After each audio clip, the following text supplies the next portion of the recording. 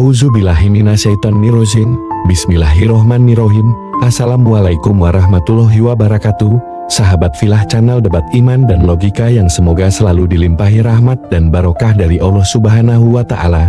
Kami terus berusaha untuk menghadirkan diskusi lintas agama antara Islam dengan agama di luar Islam dari sumber API, yaitu Apologetika Islam Indonesia, yang insya Allah dapat memberi manfaat yang besar bagi kita semua.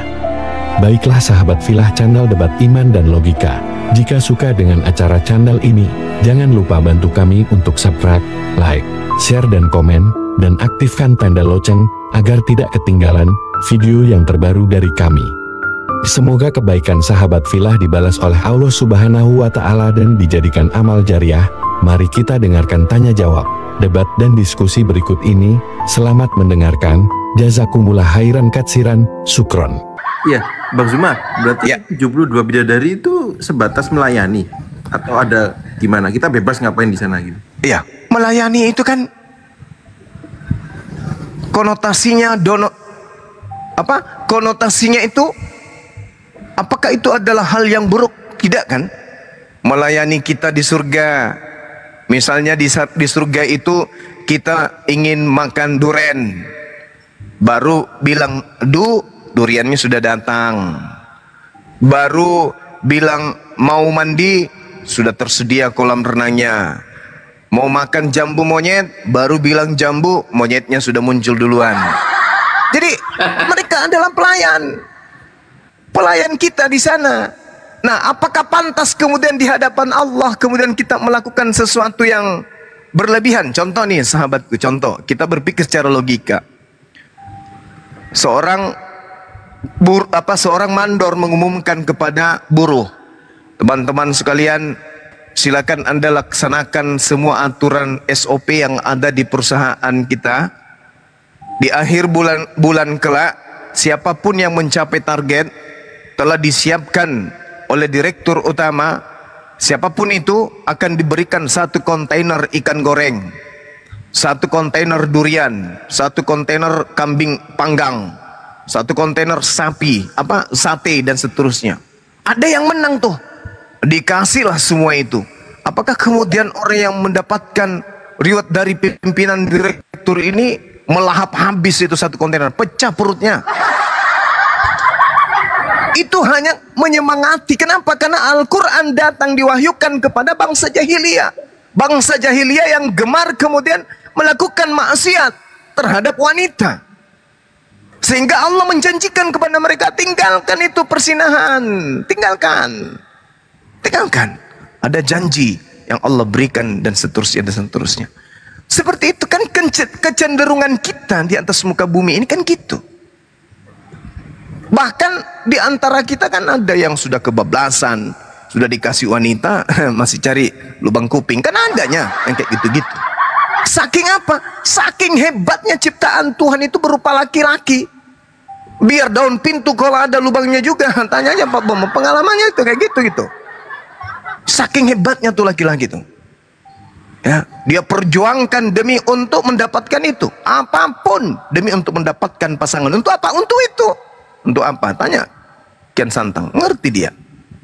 Nah, itu dia masalahnya, Bung. Jadi Allah itu tahu bagaimana hasrat dan keinginan ciptaannya. Dia menciptakan kita, berarti Allah tahu keadaan kita. Maka Allah menyiapkan hal-hal yang kita sukai. Seperti itu, Bung.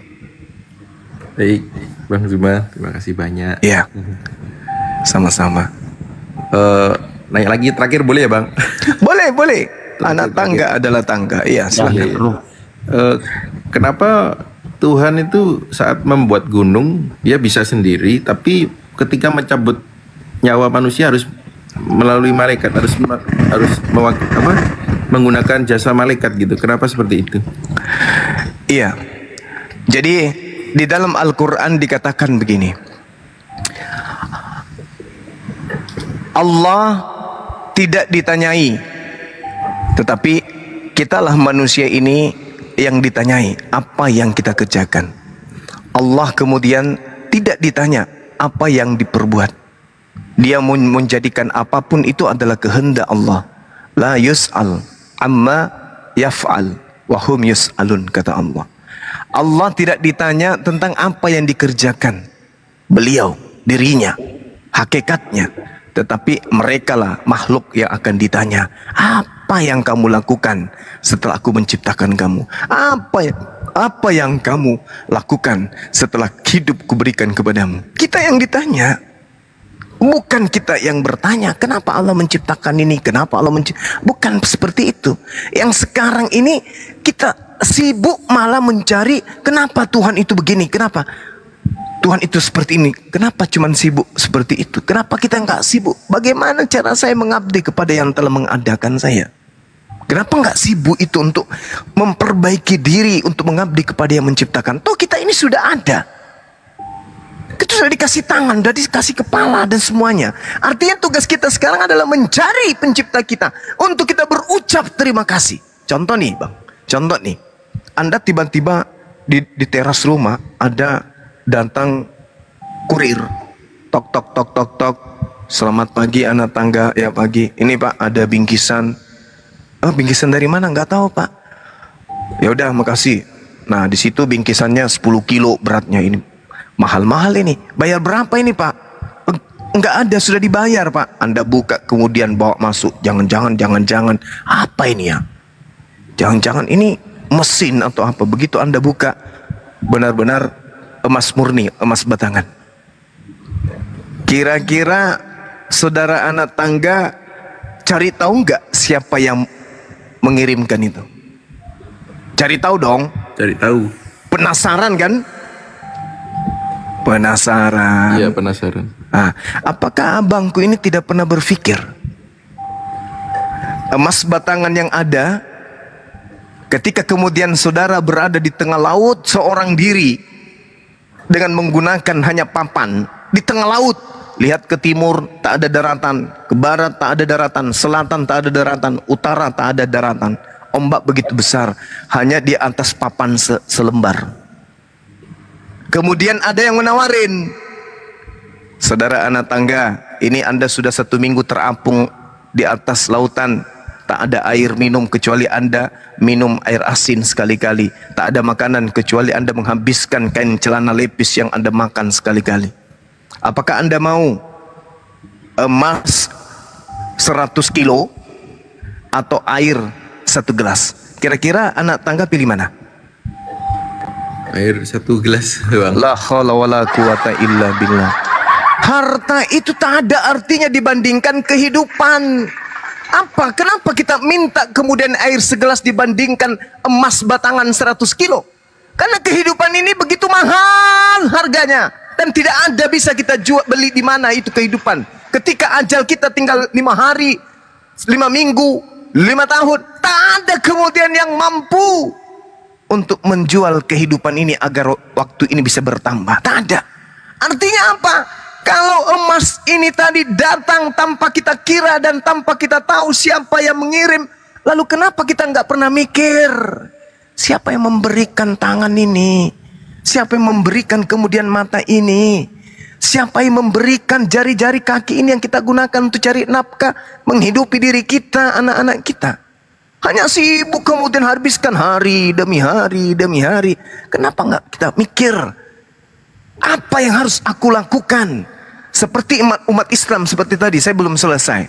Umat Islam itu dipanggil Allahu Akbar, Bismillahirrahmanirrahim, Alhamdulillahi Rabbil Alamin, Ar-Rahmanirrahim, Maliki Yaumiddin.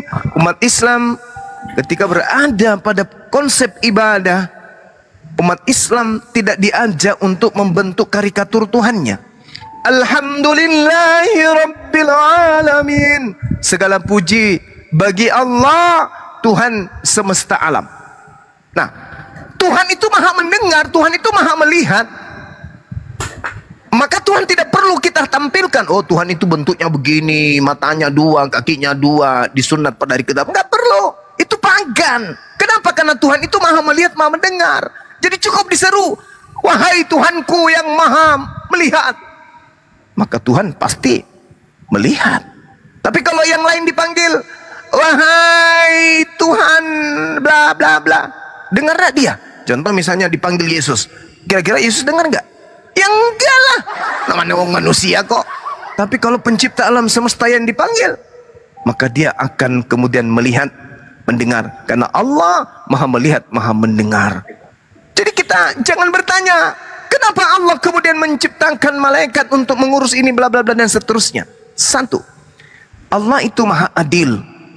Ketika nanti Allah menghakimi manusia, malaikat jadi saksi. Oh iya, ini catatannya, ini kemudian ini melakukan itu melakukan ini dan seterusnya. Malaikat memperlihatkan itu semua. Makanya di padang mahsyar nanti kita akan dikumpul. Dipanggillah satu-satu ke depan. Ini loh usia kamu dari 1 hari, 2 hari, 3 hari. Dipertontonkan semua apapun yang kita lakukan. Apapun yang kita lakukan dipertontonkan oleh Allah, dilihat oleh semua manusia. Maka orang ini pantas masuk ke neraka karena kita saksikan. Oh, si bom ini ternyata dalam kehidupannya dia menyembah kepada anak orang. Pantas nak masuk neraka? Qadir Abdul Jalil mengatakan pantas masuk ke neraka. Tak ada yang dizalimi. Begitu juga yang lain. Satu persatu kemudian dihakimi, kita itu dihakimi plak. Jadi kalau ada orang berpura-pura beriman, pura-pura penampilannya dan seterusnya, pura-pura ngaku-ngaku anak Tuhan lah, ngaku-ngaku orang dipilih lah, aduh bullshit itu semua. Gak ada yang kayak gitu-gitu, gak ada. Maka di Islam itu Bung, ketika Allah menciptakan malaikat untuk mengurus makhluknya, justru itu bentuk kemudian kemahakuasaannya. Ketika Allah kemudian mengutus malaikatnya untuk membagi rezeki dan seterusnya, mencabut nyawa dan seterusnya, mencabut ajal daripada sembahan-sembahan agama lain, maka itu bukan berarti melemahkan Allah. Tidak, justru itu bagian daripada kemahakuasaannya. Aku ciptakan ini untuk mengurus ini, ciptakan ini mengurus ini, ciptakan. Itulah kemahakuasaannya. Dan malaikat-malaikat ini kemudian diurusi juga oleh Allah. Allahu la ilaha illa huwal hayyul qayyum la ta'khudhuhu sinatu wa la naum. Semuanya diurusin oleh Allah. Berbeda, ada sembahan yang justru diurusin oleh makhluknya. Itu bahaya itu.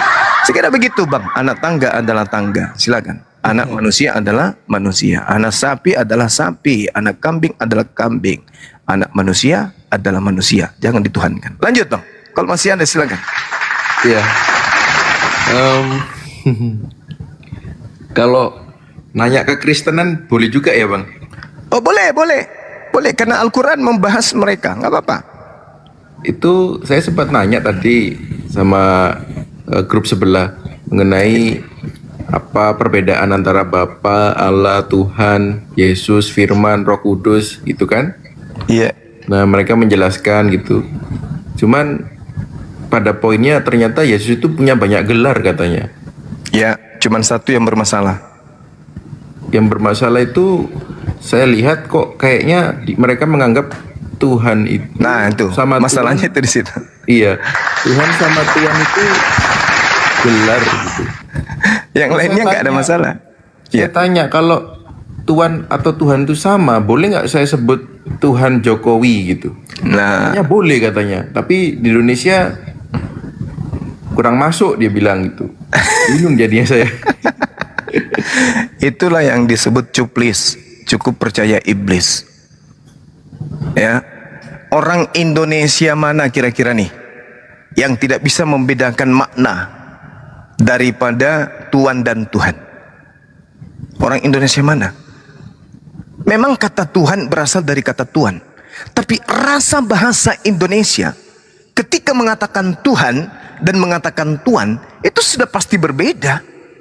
Tuhan bisa jadi dia itu adalah Tuhan, tapi Tuhan tidak bisa kemudian dianggap sebagai Tuhan. Gak bisa. Pencipta alam semesta bisa kita sebut kemudian sebagai Tuhan. Tuhan pencipta alam semesta bisa kita panggil Tuhan. Tapi manusia bisa dipanggil Tuhan, tapi nggak bisa dipanggil Tuhan. Tanda-tanda orang rusak otaknya ketika dia nggak bisa membedakan kedua hal ini. Contoh yang tadi yang saudara katakan. Boleh tidak saya memanggil Pak Prabowo itu Tuhan Prabowo? Boleh katanya. Ya sudah, praktekkan coba. Kalau Anda tidak ditertawakan. Selamat datang Tuhan Prabowo ditemu, ya sengklek. Ini berbicara sesuai yang dikatakan oleh Al-Quran bahwa mereka ini ulaika hum syarrul bariyah. Mereka kemudian sama seperti hewan, bahkan lebih rendah dari hewan. Kalau kambing itu kan manggil orang atau menyuruh orang bunyinya sama, meow, meow. Nah, kalau dia itu kemudian kucing, Gurunda. Salah. Kucing itu. Tadi saya ngomong apa? Kambing. Kambing. Oh, kirain saya ngomong kucing tadi. Sorry. Nah, kita lihat. Ya, sorry. Kalau kita melihat kemudian kambing menyeru kepada anaknya, meow. Sorry. Mbe, mbe. Manggil bapaknya juga begitu. Mbe, mbe. Mau manggil ada perempuan dilihatnya, mbe, mbe. Nggak pernah itu kambing bunyi gadis. Gak ada itu kayak gitu-gitu. Kalau kambing aja sadar kodrat, mereka nggak sadar kodrat. Masakan manusia dipanggil Tuhan? Pak Prabowo, Tuhan Prabowo apa kabar? Ayo belajar sama kambing, bro. Kambing itu lebih pintar mendudukkan kodratnya. Dia memanggil kayak begitu, embe, embe, karena memang dia kodratnya sebagai pembe. Ada orang kodratnya manusia, tapi giliran berbicara mengenai agama, mati balik, mati akalnya, bang. Nah, sekarang Anda sebagai agnostik yang diberikan anugerah akal, bisa membedakan mana hitam, mana putih, mana coklat, dan seterusnya. Apakah Anda tidak masuk dalam kategori blong ketika nyata-nyata yang dipaparkan di hadapan Anda itu warna hitam, lantas Anda mengatakan itu warna kuning? Kira-kira Anda ini sehat atau tidak? Sehat gak, bang? Bang? Iya. Sehat gak abang kalau dikasih bendera warna merah, terus disuruh sebut, ini warna apa? Terus abang menyebutnya, ini warna coklat. Tidak sehat, bang. Tidak sehat. Lalu kalau manusia Anda katakan, ini adalah Tuhan, sehat enggak Anda? Sehat. Ya. Masa manusia Anda sebut Tuhan? Itu sakit, bang. Ya, sorry. Iya, nggak apa-apa. Itu sakit itu, bang. Gangguan. Ya, minimal gangguan mata pencaharian. Rusak otaknya, rusak. Maka orang-orang kayak begini, kalau dia tidak rusak, dia akan paksakan dirinya itu rusak. Dengan apa? Dengan alibi, dengan angan-angan, dengan khurafat. Ngomong seenak perut, akal-akalan. Oh, dia memang ini, tapi itu dulu, sekarang dia lagi, sekarang dia sudah berubah. Mana bisa kayak gitu-gitu? Orang gila dan orang waras, orang waras mana kemudian yang bisa mengatakan bahwa seekor sapi itu adalah kambing? Gak ada itu, bang. Ini kambing, oke. Coba ulang. Ini sapi, sakit ente. Apalagi kalau kambingnya sudah mampu berbicara. Bembe, aku ini adalah kambing. Lantas sudah bernyuarakan di situ, aku adalah manusia, aku adalah manusia. Tapi ada rumah sang, tidak, kamu itu adalah sapi. Berarti orang itu sakit, ada gangguan. Nah, inilah kemudian kenapa bisa seperti itu? Karena dia dalam kondisi apa? Tertipu. Siapa yang menipunya? Al-Quran tidak ada menipunya. Nabi Muhammad tak ada menipunya. Umat Islam tak ada menipunya. Apa yang tertulis dan apa yang diakui kemudian oknum yang datang di tengah-tengah Bani Israel mengakui dirinya utusan, mengakui dirinya manusia, mengakui dirinya anak orang. Umat Islam mengarahkan demikian. Dia adalah Inni Abdullah Antani Alkitab. Dia adalah hamba Allah, dia adalah Rasulullah, dia adalah Nabi Allah.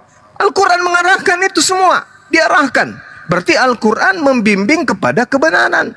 Tetapi mereka tidak mau menerima itu. Mereka tetap saja mengatakan, oh dia adalah ini, dia dua natur dan sekarang siapa yang ngajarin itu? Kalau Yesus tak mengajarin, kalau Elohim tak mengajarin, lalu siapa yang ngajarin itu? Dirinya sendiri mustahil. Mereka makan tahu tempe, mereka orang cerdas. Berarti ada kekuatan di luar sana yang mengajarkan mereka untuk melakukan itu. Itu tadi Tuan dan Tuhan dianggapnya adalah sama. Saya kira begitu saudaraku, anak tangga adalah tangga, anak kunci adalah kunci, anak manusia adalah manusia. Silakan. Ya bang. Tapi gini bang, kalau di Islam atau di Islam kan mempercayai Al-Quran dan Nabi Muhammad. Di Kristen mempercayai Yesus sebagai Tuhan. Di Yahudi mereka menunggu Raja Mesias yang akan datang. Tapi kalau misalnya nih bang, saya sih cuman seumpama ya, di akhir zaman nanti ketika di pihak Islam ternyata salah, di pihak Kristen ternyata salah, terus yang benar ternyata Raja Mesias itu datang beneran gitu. Kira-kira gimana perasaannya Bang Zuma? Mesias itu Nabi boleh Isa. nanya ini agamanya apa kalau boleh tahu? Agnostik beliau. Agnostik. Saya lagi mau Lanjut, nyari Bang. agama yang benar Bang. Jadi saya siap. Tuhan tapi sambil milih agama mau. Oh iya, buat lanjut pedoman. Bang, lanjut. Ya, Saya makasih. nunggu dulu. Ya. Jadi saudara, ketika kemudian dikatakan bahwa Raja Mesias, kalau Raja Mesias itu maksudnya adalah beliau yang datang di tengah-tengah Bani Israel itu adalah Mesias, ya Islam selamat tentunya, karena Nabi Isa itu adalah Mesias dalam konsep iman Islam. Coba baca kemudian dalam Al-Quran surah An-Nisa ayat 159. Beliau akan diimani sebagai Al-Masih, beliau akan diimani sebagai Mesias oleh orang-orang Yahudi yang tadinya menolak mereka, yang menolak beliau, mereka yang menolak beliau maksud saya. Nah, kalau dia ini adalah Tuhan, saya katakan, kita mengandai Islam, apakah ketika tidak menganggap beliau ini Tuhan maka Islam itu akan masuk ke neraka? Tidak. Tidak ada alasan. Kenapa? Karena pada saat dia datang ke atas muka bumi di tengah-tengah Bani Israel, satu, dia tidak pernah mengatakan dirinya adalah pencipta. Dia tidak pernah mengajarkan dirinya untuk disembah. Dia tidak pernah mengakui dirinya lah yang kemudian yang disebut Khalik, yang berkuasa atas segala sesuatu. Tidak pernah. Jadi ketika kami diadili, kenapa ente tidak menuhankan? Loh, kenapa kami tidak menuhankan? Nah, kamu sendiri pada saat di bumi bertuhan. Kami masih waras bro. Ngapain kami menuhankan ente lah, ente juga itu menuhankan. Mana dalilnya? Ada bro. Yohanes 4 nomor 22. Ente menyembah kan? Yes. Lalu salah ndak kami ketika kami tidak menuhankan ente? Ente sendiri yang mengatakan pencipta langit dan bumi tidak serupa dengan makhluk, tidak pernah dilihat, tidak pernah didengarkan. Ayo. Maka apa yang terjadi kalau ternyata beliau itu adalah Tuhan? Ini kita mengandai. Maka dia satu-satunya Tuhan yang akan kami demo dan kami lemparkan, kami minta kepada Tuhan yang benar untuk lemparkan ke neraka. Lalu pada saat dia datang ke bumi, dia tidak mengaku Tuhan dan malah dia tampil sebagai bayi, nonotnya dipotong, kemudian netek di ibunya. Mana ada Tuhan kayak begitu? Malah kalau benar-benar dia Tuhan, kita demo dia. Karena di dunia kau tidak pernah mengajarkan itu. Dan Al-Quran kami mengajarkan, wa isqala Allahu ya Isa bin Maryam anta qulta linnas. Apakah engkau yang mengajarkan manusia untuk menjadikan dirimu Tuhan selain daripada aku? Apa jawabannya? Qala subhanaka ma yakunu li an aqula ma laysa li bihi. Maha suci engkau ya Allah. Aku tidak pernah mengatakan apa yang bukan hakku untuk aku katakan dan aku sampaikan. Dan itu juga ada di kitabnya mereka. Yohanes 12 nomor 49. Aku tidak berkata-kata dari diriku sendiri. Apa yang aku katakan adalah apa yang diperintahkan untuk aku katakan dan aku sampaikan. Dan di data nomor 50-nya. Dan aku tahu bahwa firman-Nya itu adalah hidup yang kekal. Oleh karena itu aku melakukan apa yang diperintahkan. Nah, bagaimana mungkin kita mau menyembah manusia yang diperintah-perintah? Jadi gak ada alasan untuk memasukkan umat Islam ini ke neraka. Gak ada. Bahkan kalau kita lihat dalam Matius 7 nomor 22 sampai 23, banyak orang akan memanggil aku Tuhan, Tuhan, bukankah kami telah bernubuat, mengusir setan, bermukjizat pakai namamu? Dalam nama Yesus. Dalam nama Yesus. Apa kata Yesus di data nomor 23? Pada saat itulah aku Yesus akan berterus terang. Aku tidak mengenal kalian. Enyahlah daripadaku, kalian semua pembuat kejahatan. Maka kami pada saat di sidang, yang kamu sebut pembuat kejahatan di situ siapa? Kami atau mereka? Yang mau manggil kau Tuhan, bermujizat pakai nama mengusir setan. Apa jawabannya? Ya kau kan udah tahu yang tertulis kayak gitu bro, ngapain kau nanya? Ya sudah. Berarti yang diusir karena dianggap pelaku kejahatan, ya mereka. Di kitab mereka tak akan pernah tersentuh sedikit pun tentang Islam.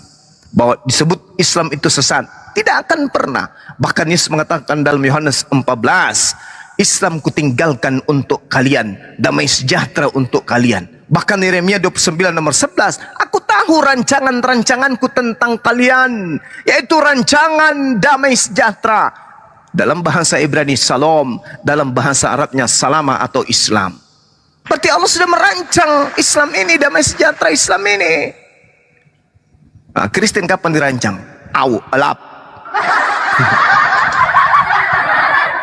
Ya, Bang. Gitu, Bang. Bang, kalau Assalamualaikum.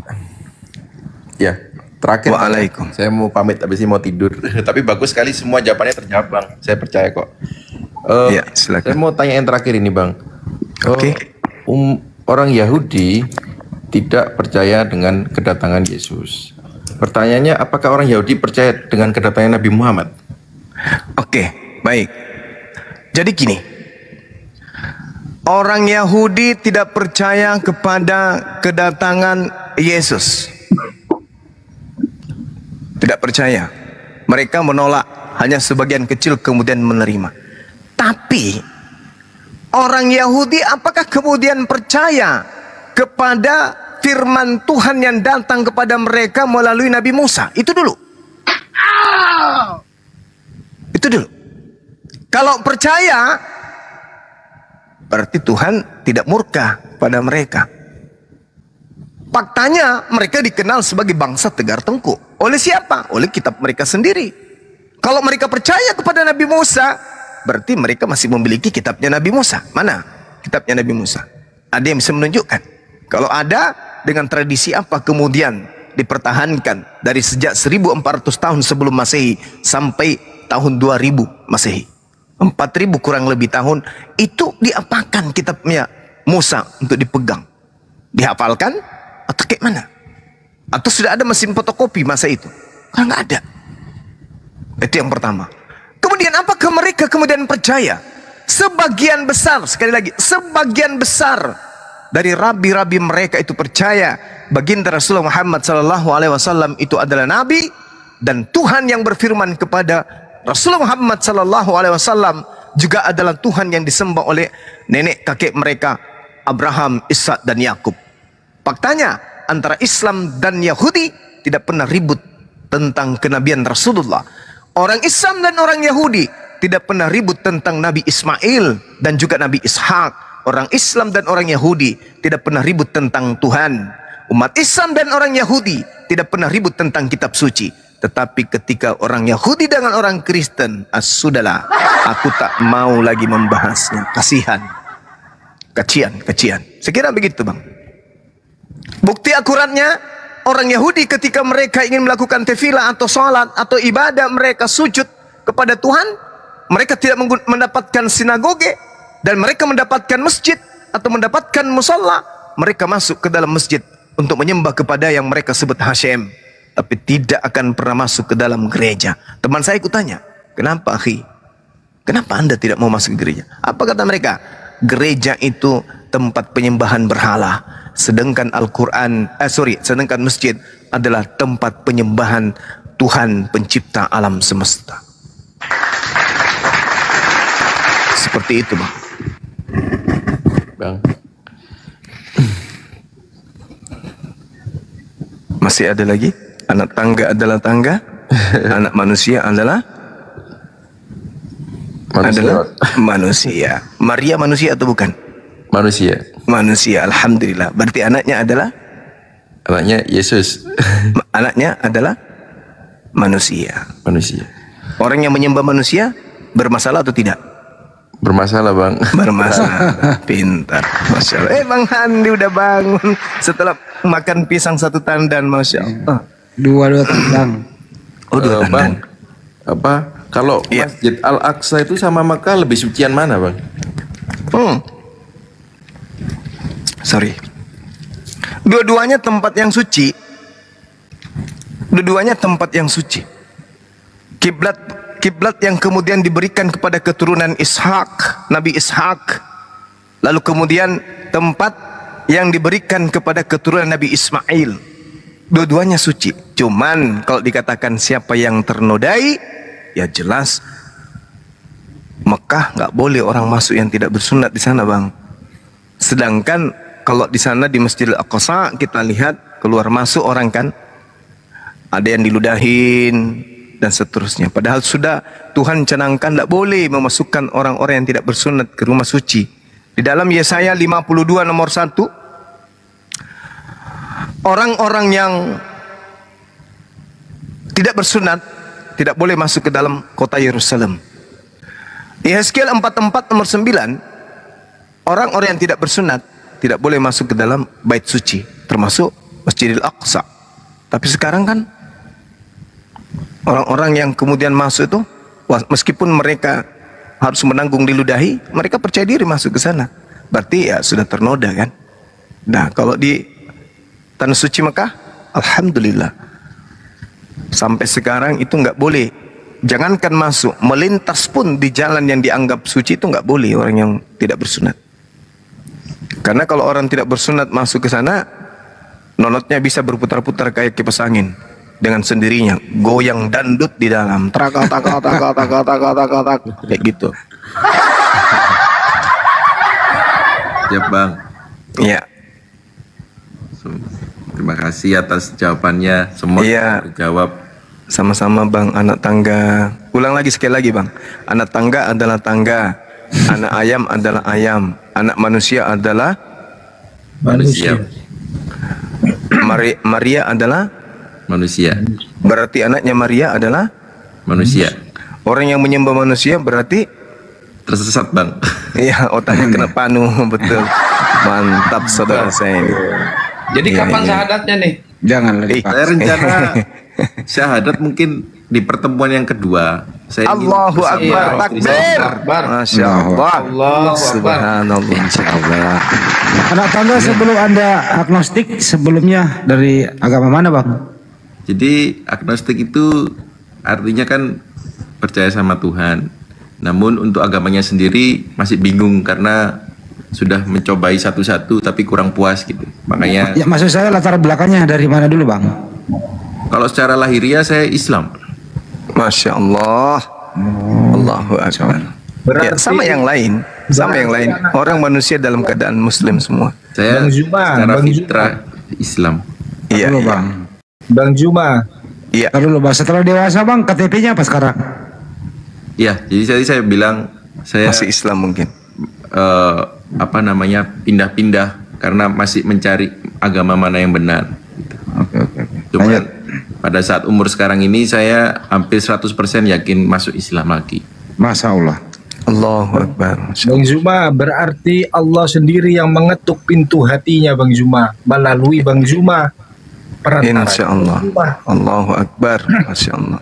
Padahal Kan masuk seperti- channelnya Bang Zuma susah sekali. Saya pas tadi kebetulan tiba-tiba masuk.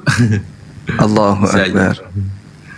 Subhanallah. Anak tangga diberi tangguh ya usianya sampai nanti ucap syahadat. Amin ya Allah. Amin. Bang anak tangga besok naik ke roomnya sahabat Bang Juma ya besok ya, Bang anak tangga. Kalau